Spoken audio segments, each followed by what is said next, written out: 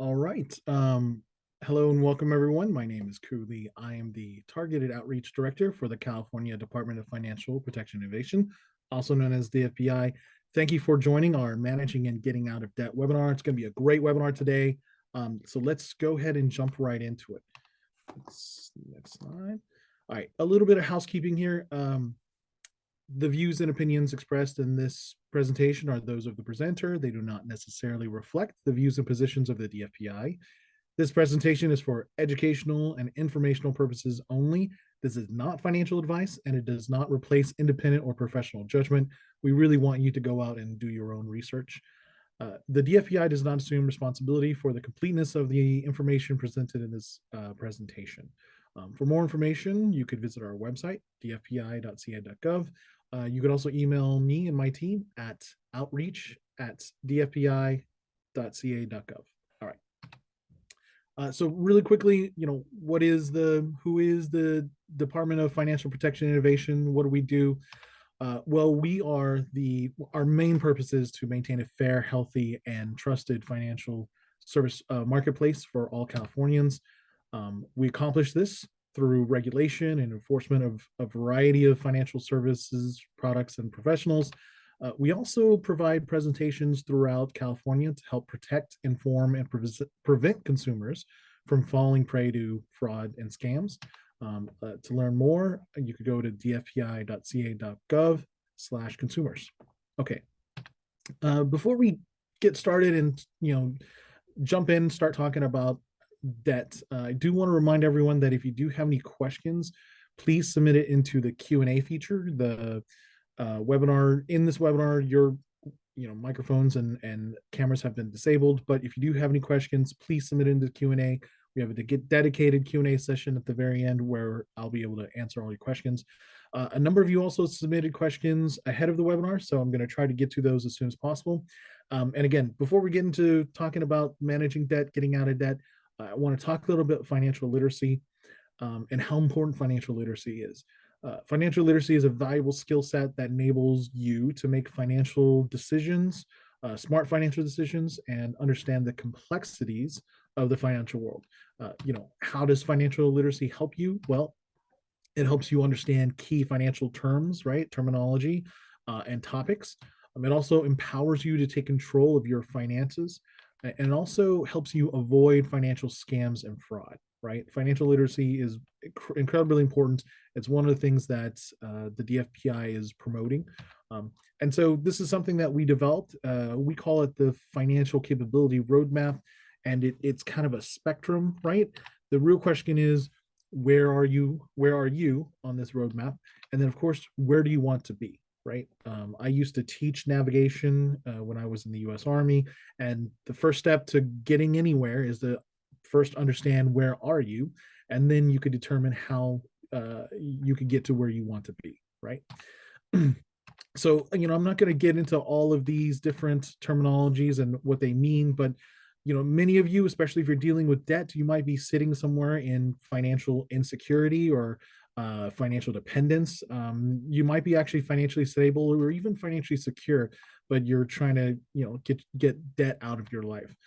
So, understanding financial literacy, having some financial literacy skills can move you from this side of the spectrum, right, to this side of the spectrum, right? So you could be right now financially insecure, but again, knowing a couple different topics like budgeting, managing your debt, building credit, or your retirement planning, it could take you from this side of the spectrum to this side, right? You could be financially insecure right now, but again, one or two financial literacy topics or skill sets could really take you from being financially insecure to financially secure or even financially independent, right? Okay, enough of that. Let's talk about debt, right? First, I want to thank everyone for being here, and let's just acknowledge that debt is holding you back, right? If you've attended our how to build generational wealth webinar, the very first step that we talk about is getting out of debt, and it's one of those things that everyone, myself, I know everyone I know deals with debt in some way, shape, or fashion, but it really is one of those things that is holding you back from achieving your financial goals, your dreams. So let's talk about, getting out of debt, right? So let's first talk about understanding debt. What is it, right? Uh, Debt is money that is borrowed. It has to be repaid, usually with interest and over time. And it has many different forms, right? Loan, credit card balances, mortgages, that kind of thing. We'll talk a little more about that in a couple slides. Responsible debt management is key to achieving your financial goals, right? Eliminating your debt, or at least keeping it very minimal so that it does not slow you down from achieving your financial goals. Of course, debt can quickly build up, right? Many of us know that. I know that for sure.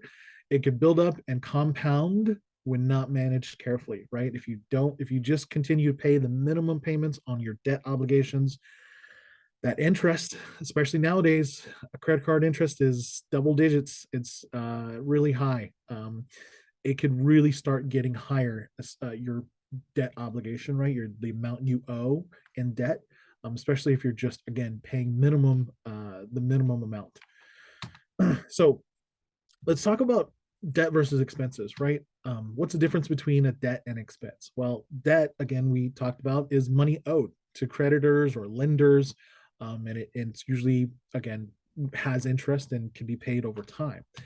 An expense, however, is an ongoing cost. So things like rent, utilities, groceries, gas for transportation, insurance, right? There's really you may have an obligation, maybe, right? But you could always stop it. So think of it like a cell phone bill, right? That's the example I always use. I know many of us can't live without our cell phones, but if it came down to the nitty gritty, right, the brass tacks, you could probably get rid of your cell phone expense and be okay, right? You could still manage. Debt, however, is money borrowed and promised to be paid later. The good thing about debt is once you finish paying it, it's done, right? Once you complete your debt, you don't have to say it again. An expense, however, is an ongoing cost, right? So food is an expense. And so why is it important to know the difference between debt and expense? Well, it's important to know because you have to treat both differently, right? So how do you treat both differently? We talk about debts, right? So obviously, with debt and expenses, you don't want to borrow more than you could pay, right? For expenses, you don't want to spend more than what you make. Debt, you want to pay off as fast as possible, right? For expenses, again, we don't want to spend more than you earn, and you want to keep monthly expenses low. So two different strategies because they're two different things, right? Debts pay off as fast as possible. Expenses keep it as low as possible, and that's again trying to help build wealth, right? These two things are negatively affecting your ability to build wealth. Of course, managing and maintaining a budget will help you manage both your debts and expenses. So let's talk about some different types of debt, right? We have credit card debt, we have loans, and so there's things like auto loans, business loans, student loans, real estate loans or home loans, also known as mortgages. There's a HELOC, which is a home equity line of credit. That's usually if you have a mortgage or a home already. You could also get a personal loan. And so there's also payday loans, right? Or cash advances. That's uh, advances on your future income, loans on your future incomes. And then there's also medical debt, right? Or hospital debt. And finally, there's tax debt. Again, there's all many forms, types of debt. These are probably the most popular type. And there's definitely tax debt. That is a definite issue. All right. So let's finally get into it, right? Steps to getting out of debt. Now, we put these together. I put these steps together with a number of different financial advisors and professionals. I took a lot of their advice, and they helped me put these slides together. This is their ideas, and I'm really just kind of help share. I'm just sharing it with you. You can manage, get out of debt, however is best for you. But this is kind of what I feel is kind of the best method. So first thing, you want to stop incurring debt, right? So think of it like stop bleeding. You want to stop the bleeding first. First step of getting out of debt is just to, stop digging yourself in. Number two, create a budget. If you don't have one, update or improve your budget, right? You want to analyze your debts. You want to prioritize which debts to pay off. You also want to plan on how to pay off those debts. And then, of course, you want to stay out of debt. Now, in the next couple slides, we're going to dive deep into each one of these steps. So let's jump right into the first one. Let's stop incurring debt, right? You want to get out of debt. Best way to get started is just not digging yourself in deeper. So here's some things you could do. Things like pay with cash, right? You can create barriers to stop impulse spending. So again, cash is one of those things. You have to count your cash before you actually pay for it. You could also do things like cut up or hide your credit cards. You can remove your payment information from shopping sites. This is what I do. I give my wife my credit cards, so she holds on to it, and I can't go spending it whenever I see a new power tool I want to buy. If you have a budget, right? Tracking your spending, staying on budget, following your budget is incredibly important to helping you stop incurring debt. And so here's step two. Talking about budgets. Why have a budget, right? It helps you determine your income, expenses, and total debts, right? You want to analyze what money you have coming in, how are you spending it, right? It also helps you plan for your next financial moves, right? And once you understand what kind of expenses you have, how much debts, minimum debt payments, that kind of a thing. It can also help you cut your expenses, right? Find where you can save money. And of course, most importantly, as I always tell everyone, budgeting is about setting goals, right? You don't just budget to budget, right? Nobody wants to sit down on a spreadsheet and run their budget. What you're really doing when you're budgeting is you're trying to achieve a financial goal. Could be saving up to buy a house, could be saving up to buy a car, could be trying to get out of debt, right? Budgeting is goal setting. And so setting small goals, especially achievable goals, is very, very important. It helps you stay motivated. And those small budgeting goals, those small financial goals are obviously, you want to set it to achieve that bigger financial goal. So could be something as simple as I want to pay off, 3 credit cards. Your first financial goal is to pay off that, one credit card at a time, right? If you're looking at it trying to pay off an enormous amount of debt, it's really kind of daunting task, right? It sounds like a really daunting task, and it might discourage you. It's better to break it down to smaller pieces and think things like, I want to be able to pay $1,000 a month on a certain debt, right? So this is also very incredibly important when you're budgeting, right? Consider a different budgeting method if the one you're currently using isn't working for you, right? Maybe you're using a budgeting app and you just don't ever use the budgeting app. That's not effective, right?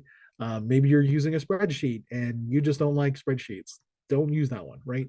Find a budgeting method, because there's so many out there. Find the one that works for you.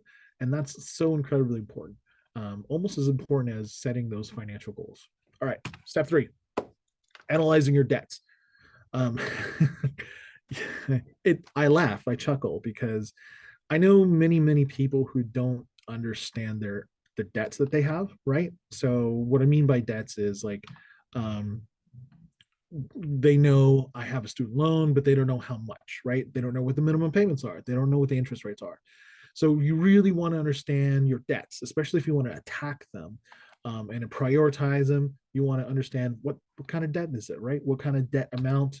What are your minimum payments? What is the interest rates on your debts? Is there any kind of flexibility for paying it off early? And of course, so again, you want to analyze your debts, especially if you have a lot of debts, right? Multiple credit cards, multiple student loans, maybe multiple loans, right? Personal loan, car loan, mortgage. You have all these different debts. What you want to do is sit down and analyze each one to figure out, hey, which one should I prioritize, right? That's kind of our step 4. Once you understand all your different debts, now we talk about, hey, which one can I prioritize? And here it's more customized for you, right? So I'm just going to show you some of the bullet points debts, certain debts have high interest, right? Other ones are unsecure, so that might be like a might just be credit card debt. That's kind of unsecured debt. Secured debts are like a mortgage, right? So when you have a mortgage, it's tied to a house. Maybe you have a car loan. That's a secured debt, right? The collateral is the car. Um, Utility bills, student loans. So these are all different types of debts, and you want to prioritize which one is most important, right? Maybe you have a home, and that might be your priority one. I want to make sure to keep my house, especially if I have a lot of money invested in it already, and it's secured with collateral, which means if I don't pay for the house, I'll lose it, right? Unsecured debt is things like credit card debt, right? Not saying you should ever default on debt, but you can, that might not be a priority when you need to make sure you have utility bill debt that you pay off, and make sure that your mortgage is being paid as well. So again, I don't I try not to tell individuals, right, how they should prioritize their debts. Everyone is completely different. Every debt is completely different. And what I tell everyone is, hey, step forward, prioritize which debts that you need to pay off first, right? Customize it for you. Of course, tax debts too. Don't want to forget that. It's tax time. Make sure to file your taxes, everyone. Pay your tax debts. You don't want the IRS coming after you. Personal loans is another one. Okay, so plan on how to pay off your debts. I'm just going to go down a couple of different strategies here. We talk about having a budget. Having a budget, you can understand all the different expenses in your budget, so you can cut expenses. Right? Maybe you don't need the Netflix subscription, or maybe you could carpool, right? Or not eat out as much. That's kind of one of my problems. You can cut down how many times you go out to eat. So cut down your expenses. All that extra money could go to help pay off debts, right? You could always increase your income, right? You could do things like side gigs, or sell things, any kind of additional stuff you're not using, right? Different online marketplaces where you could do that. You can negotiate with creditors and lenders. I don't go too much into that because it really depends on the creditor and the lender. But I will say this: if you do have a mortgage and you're in a very difficult position of paying for your mortgages and other bills, expenses, debts, that kind of thing, you could always talk to your lender to get, I'm not going to, they may not give you forbearance depending on your situation, but they're always willing to listen, right? So you could always negotiate with creditors and lenders. It's worth a try. You could consolidate your debt. Again, I don't recommend it for everyone, but sometimes it makes sense. You could use windfalls, so things are like tax returns, right? If you're filing your taxes, you're going to get a good tax return. Don't just blow a tax return. Use it to pay off debt, right? Get rid of that debt anxiety with that tax return. We're going to talk a little about the snowball and avalanche method of paying down debt here in a couple of slides. And of course, you got to always seek professional help, right? Things like talking to a certified financial advisor. Credit.org, by the way, I always plug them. Credit.org. They're an amazing organization, a national nonprofit. They have free I would say they have free credit counselors that can analyze your situation. So credit.org, always plug them. They're great. And of course, we talked about this before, avoid taking on new debt, however that is, right? Cut up your credit cards, make sure you don't sign for any new loans, that kind of a thing. All right, snowball method of paying off debts. This is my personal favorite. This is how you do it. So list your debts from smallest to largest amount, right? So you have a $2,000 personal loan, $10,000 car loan, $20,000 student loan. You want to list your debts from smallest to largest. Then you want to make the minimum payments on each debt except the smallest one. So your $20,000 student loan, I'm going to make the minimum payment. The $10,000 car loan, minimum payment. The $2,000 personal loan, I will use all that extra money, any extra cash I have, because I'm making minimum payments on the other debts. I'm going to use all the other extra money, savings, things I could get out of, getting rid of expenses, all extra money to pay off that first smallest debt first. And so what you're doing is you're just paying off the smallest debt first, right? You don't care about the interest rates. You don't care about the terms. You don't even care about the debt types, right? What you're really doing is paying off the smallest debt first. And, why does this work? Well, it allows you to experience quick wins by eliminating the smallest debts quickly, right? So all these early successes provide you with a sense of accomplishment and motivation to continue your debt repayment journey. So again, you might have 10 different types of debts, but as you keep knocking out the smallest one, you go from 10 to 9 to 8, and soon enough, you're halfway through, right? And that really helps individuals get motivated to getting themselves out of debt. I apologize. I'm going to fix this slide for you. But basically, what you're doing is on the avalanche method, you're listing your debts from the highest interest rate to the smallest interest rate, right?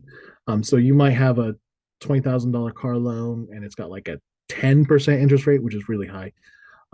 You're paying off the loans with the highest interest rates first. And mathematically, this is technically going to save you the most money over time.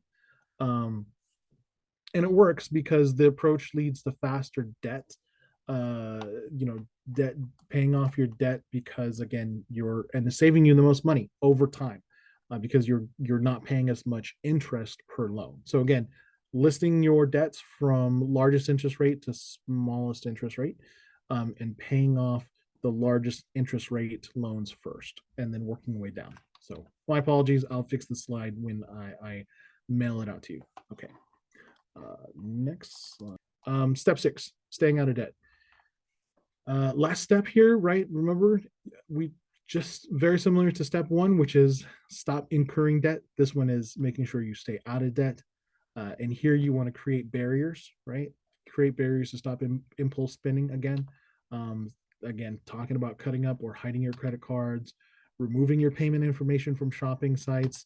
For me, I give my credit card and debit card to my wife. She manages that for me. You also want to update your budget weekly or more often. So that'll give you a better, what do you call it? That'll give you a better grasp of your spending, right? If you're trying to budget monthly, you may not see all the small spending that you're doing on a daily basis, or a weekly basis, right? Share your financial goals with others, right? It holds you accountable. So if you're telling friends and family, I'm going to pay off $20,000 debt, I'm going to pay off my student loan by next year, and everyone knows this, right? It holds you accountable to achieving that financial goal. And also, it's so important here, you want to have an emergency fund, right? Many people actually end up in debt because they do not have an emergency fund. So you blow a tire, right? Or you have to make an emergency visit to the hospital, right? You take out debt, you put it on a credit card, you take out a personal loan, maybe you get a car accident or your car just straight up dies. Maybe you have to make an emergency trip, right? Emergency flight to another state. Many people use debt to cover those type of emergencies. But if you have an emergency fund, right, whatever that might be, right, could be a 1 month, 3 month, 6 month emergency fund for you. It really helps you stay out of debt. And finally, one more thing here. You want to make sure you have insurance, right?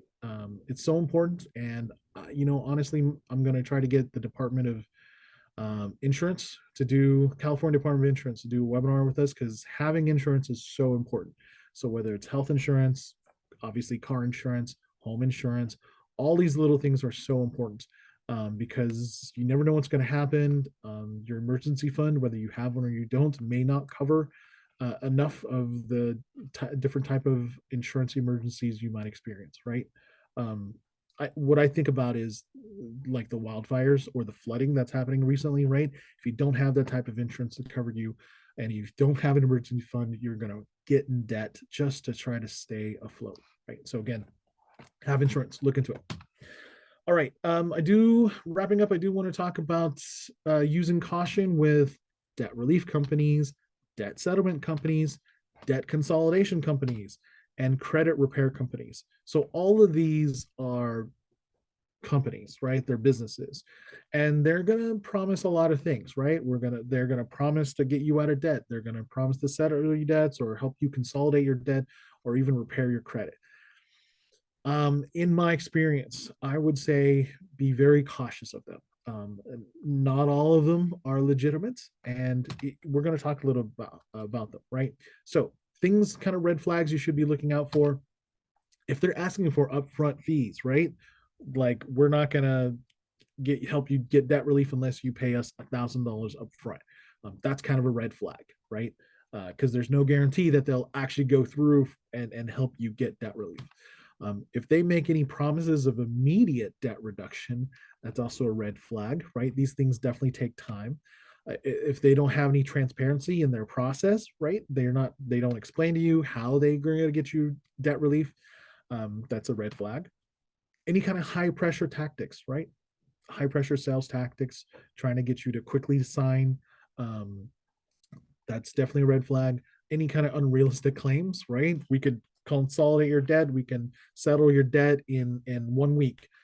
That's so pretty unrealistic, and I would consider that a big red flag. If they don't have any credentials, or more importantly, any written agreements, right, between you and the debt relief company or debt consolidation company, if they don't provide you with any kind of agreements on what they are going to provide, again, red flag there. Especially big one here, negative reviews or complaints. Again, we're a big uh, we're a big promoter of doing your own research, right? So if you're ever considering a debt relief company using debt relief services, debt consolidation services, check the reviews, right? See if there's any complaints that have been submitted about them. Okay. As a reminder, the chat is turned off, but you can submit your questions through the Q&A feature. I have a staff member. Thank you, Antonia, for helping answer a lot of questions. If you do have any questions, please submit them right now.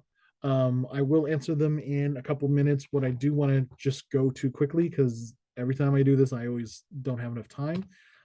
Just a couple of reminders here. So important. If you have a student loan, next week, March 12th, it is Tuesday at 12 p.m. We have a student loan webinar. If you have a student loan webinar, register for this webinar and join. Okay, there's so many new things that are happening. There are requirements that you need to take, deadlines that are coming up. Register for this webinar. Even if you can't attend the live webinar, you will get a copy of the slides and a link to the webinar recording. So make sure you attend it. Again, especially if you have a student loan. And also next month, we have our Building Wealth Through Banking webinar. Please register for that webinar so you could get the slides and the recording. Subscribe to DFPI and our YouTube channel. Please, if you want to get copies and get notified when these things get published, and provide me your feedback if you can. Okay, Q&A time. I'm going to leave this slide up. Oh, I apologize if my audio was not working. Hopefully you guys can hear me. So we will have, yes, this webinar is being recorded. It will be published to the DFPI's YouTube channel. Please subscribe to our YouTube channel. You'll go there. It will be published today, but I will be emailing everyone at later on today, with a copy of these slides and also a link to the webinar recording. So you'll get it as long as you've been registered for this webinar. Thank you for that question. Next question. Should you ever drain your bank to pay off a loan? Good question. This is very, very subjective. So I would say no. I would never drain my bank account unless it depends on the loan. It depends on the loan.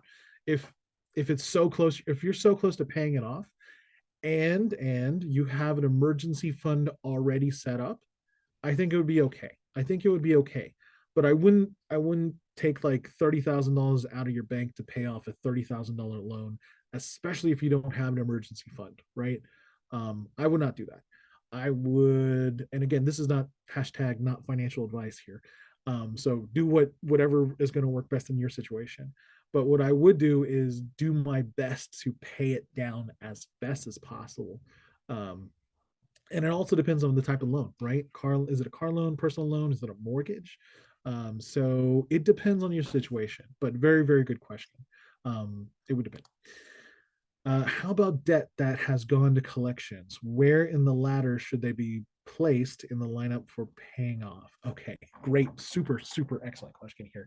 Debt collection, and in fact, I am already formulating a webinar, uh, maybe the end of this year, definitely next year at least, uh, for a debt collection webinar. There's so much information. If you did not know, you have debt collection rights. So to answer this question, where is debt in collections? Where should be placed? Well, again, not hashtag not financial advice here. It would be at the very bottom of the ladder. It's already in collections, right? Um, they can't do anything except for hit your credit. And if your credit is the most important thing to you, maybe you're trying to get a car loan or you're trying to buy a house soon, then you may want to take care of that debt in collections, right? Because debt in collections will basically hurt your credit. But if you have a lot of debt, let's just say you have student loans, car loan, a mortgage, you have personal loans, credit card debt. If you have all this debt that is not in collections yet, it's better to take care of all that. And then you could circle back around and take care of your debt that's in collections, which, by the way, you could always negotiate with debt in collections, right? um the trick is to talk to a manager. Don't ever get someone on the phone and be like talking to the phone the call center person. Talk to the manager, let them know your situation. If you have money, you could always try to settle that debt, but that's a whole nother webinar. Great question, thank you so much for asking that. Since we can't click on the slides, can you put the link for the loan one in the chat? The loan slides. Click slides for the loan. Yes. Well, I will send out a copy of these slides, so you'll get them. All right. Good question. Thank you. As a consumer, you are able to contact creditors for settlement payment arrangements. You can explain that further. Yes. So, as a consumer, you have the ability to contact your creditors, your lenders, to try to, I don't want to say settle, but to change to get new arrangements for your payment, your debt payment, right? So let's say your credit card. Let's say you have a credit card, especially if it's a credit card through a bank, right? So like if you have a credit card through a credit union, you could always go to the credit union.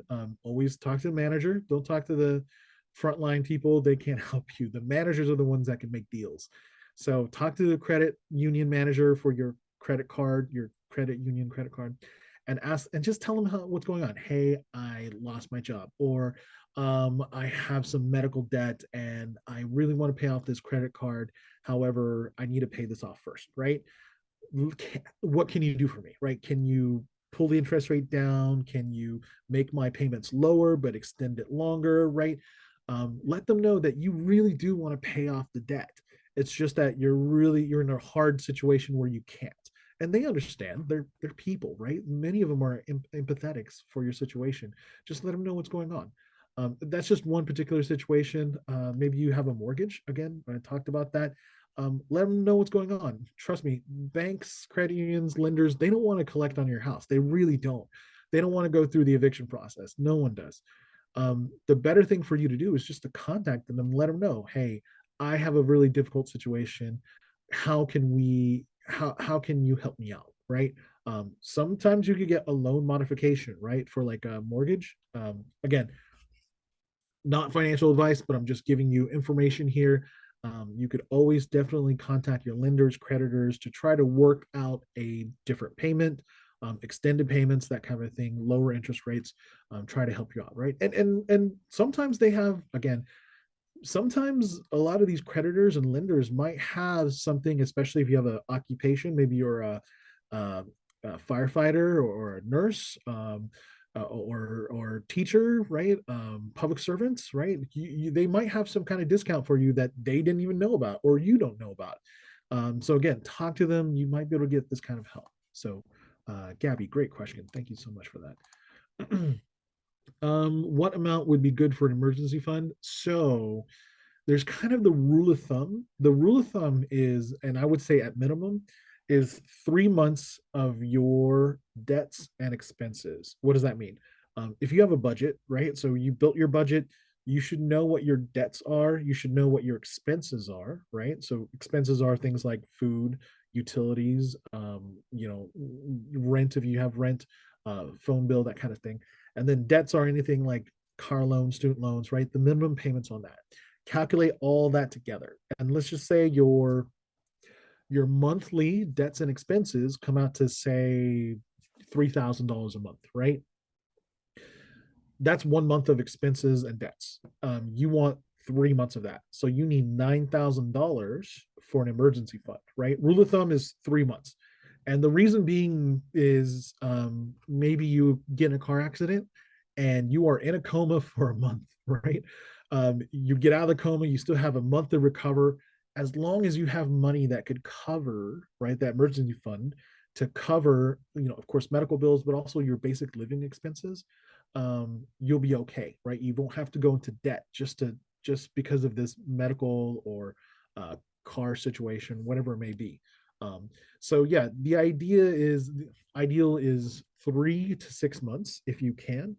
6 months obviously will be better than three, but three is kind of what I usually tell people is the minimum, right? And you build up slowly, right? It might sound very daunting, like, oh my gosh, I got to save $9,000 for a emergency fund. That's very daunting. Small financial goals. Remember, small financial goals. Let's just say I'm going to get 1 month of emergency fund first, right? So that hopefully, if you lose your job, that's okay. You have 1 month to cover you, give you 30 days to cover your expenses and debts while you find a new job, right? So great question. Thank you, Angela. Um, Next question. Is it good to file bankruptcy if you are unable to pay all your debts? So I get this question a lot. I really do. I'm going to give you my thoughts on this. But again, this is not financial advice, so don't take it as it. But I will say this. No. In my opinion, I don't think bankruptcy is the best route to default on all your debts, right? Try to wipe out all your debts, even if you have an enormous amount of debt. And the reason being is it's like cutting off your leg so that you can try to walk in 20 years, right? And let me give you the example. When you file bankruptcy, right? There's a whole legal process behind it. And by the way, it's not free, right? Filing bankruptcy is not free. So you still got to spend money there. And there's a lot of time involved, right? You got to go to the judge, you got to figure out all the different debts, you got to demonstrate to the judge that you can't pay. So there's a lot involved in a bankruptcy. It's not just, hey, I'm going to file bankruptcy and it's done. It's a lot of time. And then once you're granted bankruptcy, where they're going to liquidate your debt, where they can't settle your debt, that kind of thing, you have, what, 7 years or so before you can be essentially out of bankruptcy, right? You can be, and then you have to build your credit now, right? Um, and so the problem is, and of course, you're all this time, in all this time where you're filing for bankruptcy, while you're in bankruptcy, while your credit is being destroyed, all these other opportunities are passing you by, right? Maybe you want to apply for a job, but they look at your credit history and they're like, oh my goodness, she filed for bankruptcy, right? Or she has all this debt, right? Maybe you want to buy a house, right? The market suddenly flips and then everyone's buying homes, right? You completely miss your opportunity because you're in bankruptcy or you have no credit or your credit's been destroyed. So what I tell individuals is try to pay off your debt. Make a really great effort for it. And filing bankruptcy again, it's such, I know it's such a popular thing to do to some certain extent, but it is really cutting your time. That it cuts all your opportunities off. So I don't recommend it. But again, not financial advice. Your situation might be different. But very, very great question. Thank you, Tiffany. Okay. Still a lot of time for questions. Please, if you do have questions, submit them into the Q&A. I do have some questions that were submitted to me via email before the webinar. I'll get to those in a minute. What if I paid off a credit card debt more than 2 years ago, and agreed upon payments were made to a credit card company that the account was closed? Now I'm getting letters from debt collector asking me to pay off the same debt. Is it okay to ignore those letters? How can I ask them to stop since debt was paid off? Okay, so this individual had agreement made with a credit card company to pay off debts, but then their debt was sent to a debt collection or agency, probably sold off maybe, and now they're getting letters for a debt collector. How can you ask them to stop? Okay, tricky situation, but not impossible. The most important thing for you to do is if you have documentation from the credit card company that allowed you to pay off your debt with an agreement, right? And you have documentation showing that you paid off the debt. That is your golden sword, right? That is what you're going to use to prove everyone, right? There has been credit I'm sorry, there has been debt collector scams going along, right? Happening where someone might call you up and say, "Oh, you have hospital debt, or you might have credit card debt." It might be a scam, right? Uh, as a consumer, you have debt collection rights. You have a right to know where the debt originated, what the original amount was, what it was sold to the collector. All this is rights that you have, right? Um, and you know what I'll do in the follow-up email that I send, I'll include a PDF that has all these debt collection rights that you have. So ideally, if you have all this information, you could just send it to the debt collection company and be like, "Hey, listen, here's the agreement I had with the credit card debt, right? And here is the proof that I paid it off." Okay, and so the credit collection company may have been sold bad credit, right? Or the bad account information. And that's on them. They bought it without vetting it, right? So kind of a weird situation, a lot of things going on. I would not ignore it. But I also would be very, very careful that it's not a debt collection scam. If they call you, you have the right to get all the information about the debt, where it originated from, what the original amount is. You got to get that paper trail to find out that it's legitimate. And you can always go back to the credit card company with the agreement. Again, don't talk to anyone but a manager and say, "Hey, what's going on here?" Right? I pay this off. So, excellent question. Thank you for asking. Would you recommend tapping into your retirement fund to pay off debts? No. I laugh because I hear this a lot, and it is a very good idea, right? Maybe you have a 401k, maybe you have a 403b, whatever. You might have an IRA, right? Individual retirement account. Maybe you might have all these retirement accounts, but you also have a lot of debt. The question is, can I tap or should I tap into it to pay off this debt? Again, not financial advice here, but I would not. And this is the reason why. Number one, um, if you're not retired, right? If you're not like certain retirement accounts, if you're not 59 and a half, you're going to take a big hit from taxes, right? Uh, there's usually a penalty from withdrawing from retirement accounts. So you're going to take a hit there. And then you're going to take a penalty for withdrawing or from just the earnings on it. So usually capital gains tax. So you're kind of really taking big hits. And unless it's like an emergency, like I'm going to lose my house unless I make these payments, I would definitely not tap into a retirement fund to pay off debt, right? It would have to be a high level emergency for someone to do that. So really great question. Thank you, Angela. Yeah, too many negatives to be pulling from retirement fund. I wouldn't do it. Another great question. Um, let's see. As you stated that they sold the debt, are these collection companies making a profit? Is it legal? For the most part, buying and selling debt is legal. It is a legal thing that they could do. This happens all the time, especially if like a mortgage, right? When you buy a mortgage, they could sell your mortgage to someone else. Um, the credit card companies can sell your debt unless it's exclusively in the terms and agreements that they can't. If you don't pay your debts, you're like you default on your credit card debt or mortgage or something. Um, Sometimes the company, like say you have a credit card and you have $5,000 in credit card debt and you don't pay it, you're just going to default. Forget it.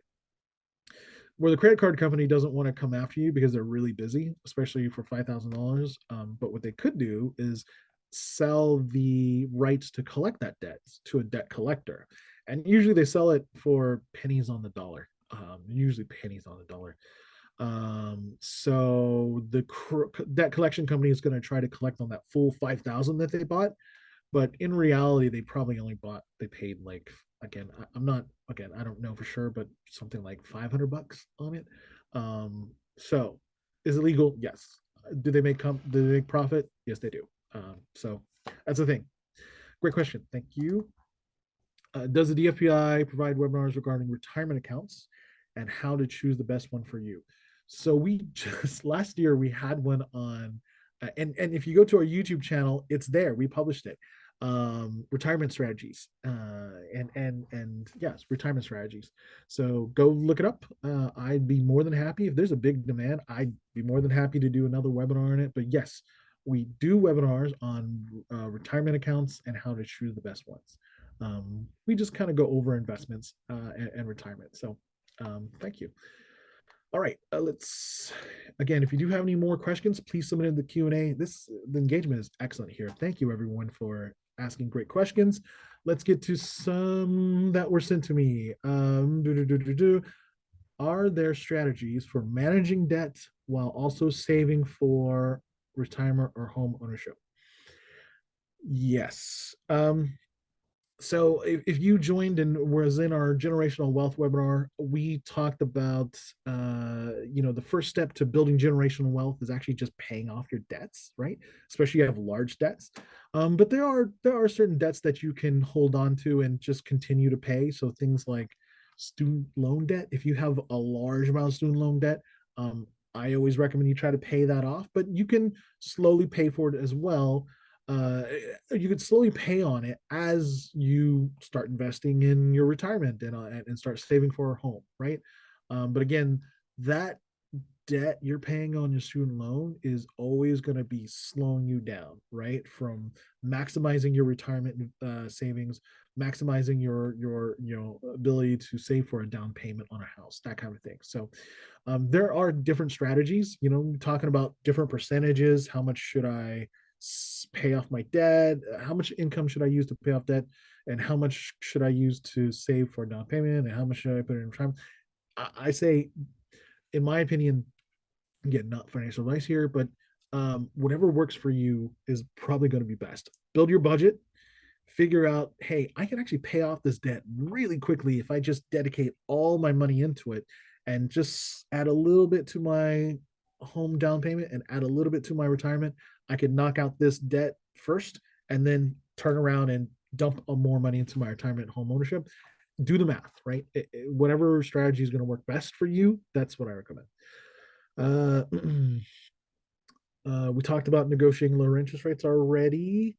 Uh, Advice on increasing my income to pay off debts. We talked about we talked about selling things. We talked about side gigs. There's always the gig economy, right? So I'm, again, not gonna promote any kind of gig services, but I will say if you go on YouTube and just Google things like how much someone could make uh, doing gig jobs weekly. There are so many great videos out there where people really just analyze, part-time driving or part-time rideshare, part-time food delivery, that kind of stuff. So you don't need to jump into it. And in fact, what I would recommend, not recommend, what I would say is, let me share a story. I have a friend who is working on buying a house, right? But all his money is kind of going into paying off his debts, right? It's one of my very closest friends. Um, he started doing rideshare so that he could save for a down payment, and he wasn't sure if that's the thing for him. But the great thing about it is you could start and quit whenever you want. And so he just kind of tried it out for a little bit. What really works good is that he lives close to the airport, and there's actually a lot of like requests out there. So at lunch he'll take one or two rides. After work he'll do one or two rides, and he's honestly, he's surprised me on how much he's saved already, just what, doing rideshare for a couple of months already. So, and he's super excited about it.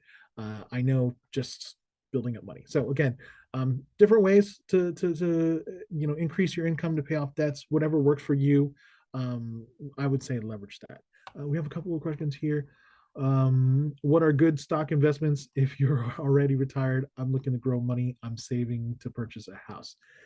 So I cannot and I would not give financial advice here on what good stock investments. Um, I will say this though.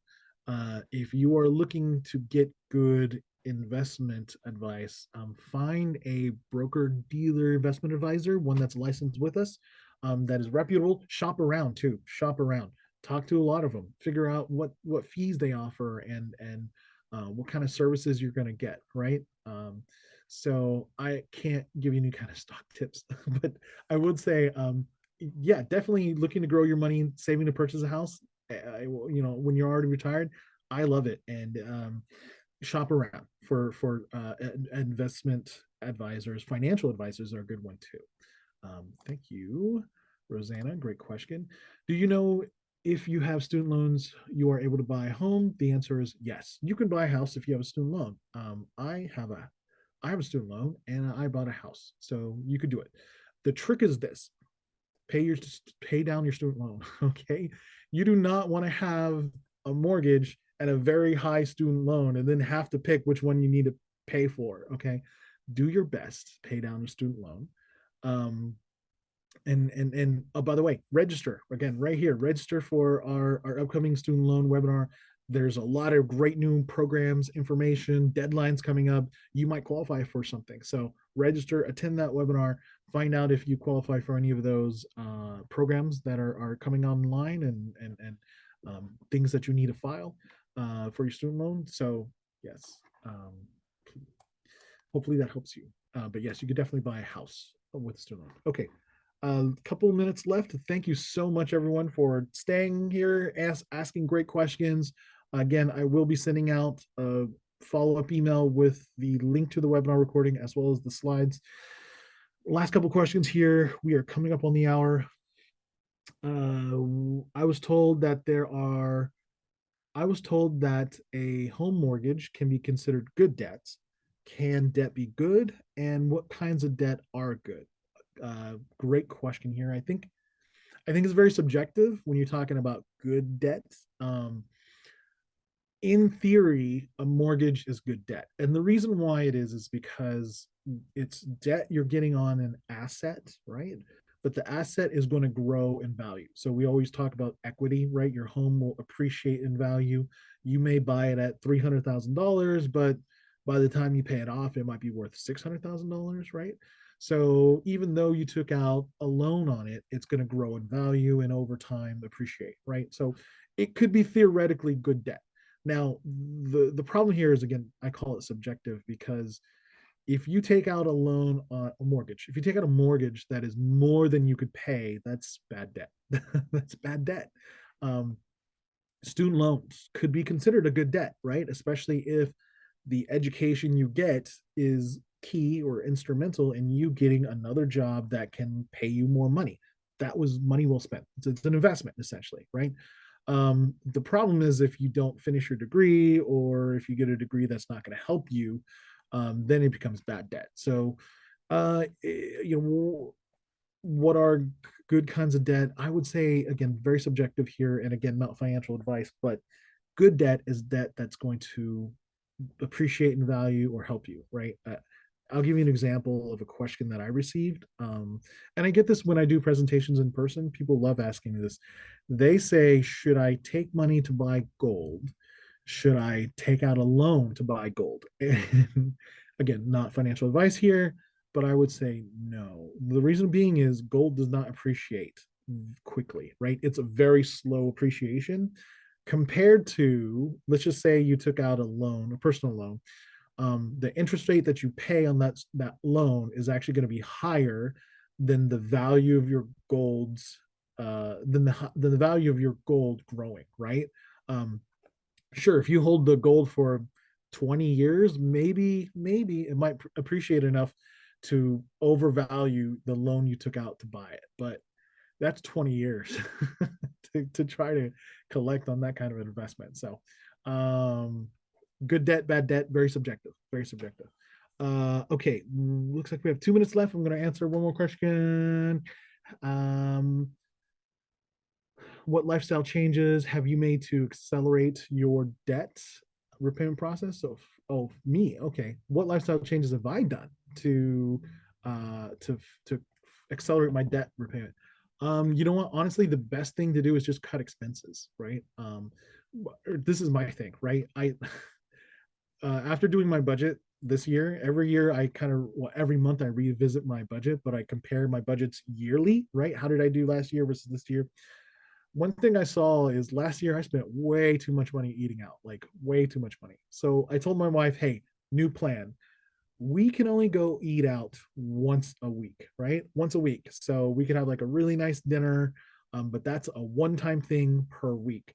We used to do it like a lot, like embarrassingly a lot, like every other night type of thing. It might just be like at a taco stand, right? Or at a food truck, but that's money out of your pocket. And when I ran my expenses, I was just like, wow, we really, when I ran my budget, I was like, we really spent a lot of money. So my big thing last year and this year is, hey, we only go to eat out once a week. And you know what? We make it special now, right? It's not just, hey, let's go up to the local fast food joint and get a burger. It's, hey, this is our one time a week. So let's make it nice, right? Let's make it a date night, or let's take the time to make it worthwhile for us, and the money we spend. Last question here, coming up in 1 minute, 1 o'clock. How does debt how does paying off debt playing how does paying off debt play into building generational wealth? So it is the first step. Cut out Starbucks, that's good. Yes, paying off your debt is the very first step to building generational wealth. We have a webinar. It was last month's webinar. Go watch it. It's on our YouTube channel. How to build generational wealth. Step one, pay off your debts, right? Your debt is, again, what's weighing you down, slowing you down from building that wealth. And that is step one. So again, I want to thank everyone for joining the webinar. Really great questions, really great engagement. Thank you for taking the time in the afternoon. Again, look out for the follow-up email, and please take care of yourselves and each other, and have a great day. Bye.